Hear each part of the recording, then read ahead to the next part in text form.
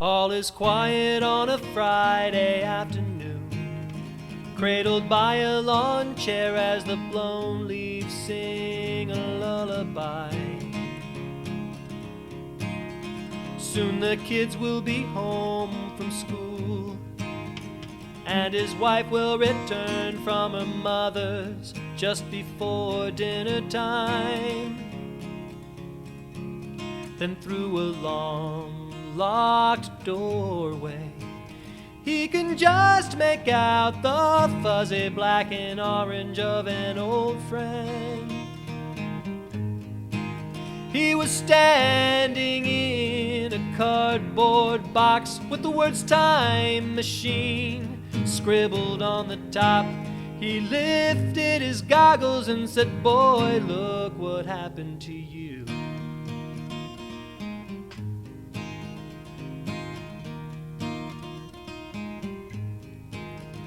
For a moment they just stood and stared, until the man's eyes couldn't hold back the flood of memories. Then he asked, "What are you doing here?" And the tiger answered. The boy wondered, what would his future be? Then he stepped out of the box, and with a pad and pencil sat himself down to do an interview. He said, "The boy sent me alone because of the dangers of creating a temporal paradox, and he didn't want to mess up his future just in case it was good."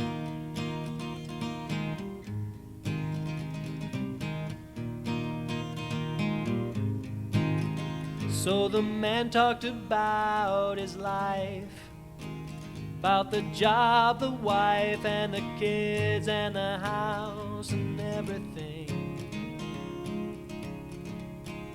And the tiger was faithful to write everything he heard, every answer to his questioning. Then when all was told, the tiger scratched his head and mumbled at his notebook disapprovingly. He said, "The marriage thing is pretty bad. No, world domination is gonna make him mad. But the worst part will be that you turned out to be like your dad."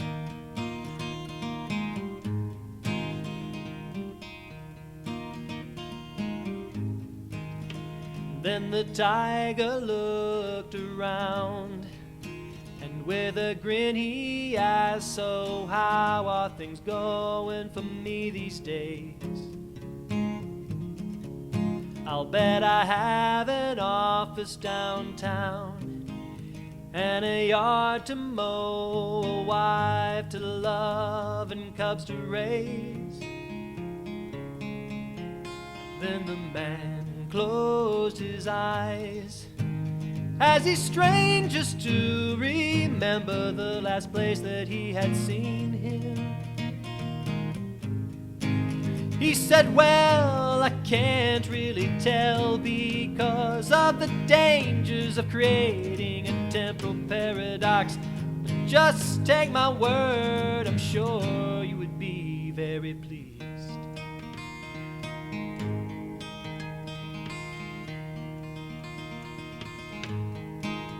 So the tiger put his goggles on, stepped back in the box and said, "Well, the boy's expecting me."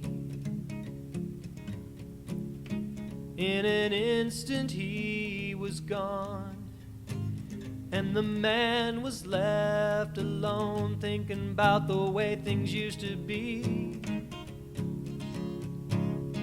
Then he wiped his eyes and considered looking for his friend when he went home again. Then he smiled as he breathed breathed in the autumn air, let it out with a sigh, falling back into his chair, satisfied in his mind just with leaving things as they were.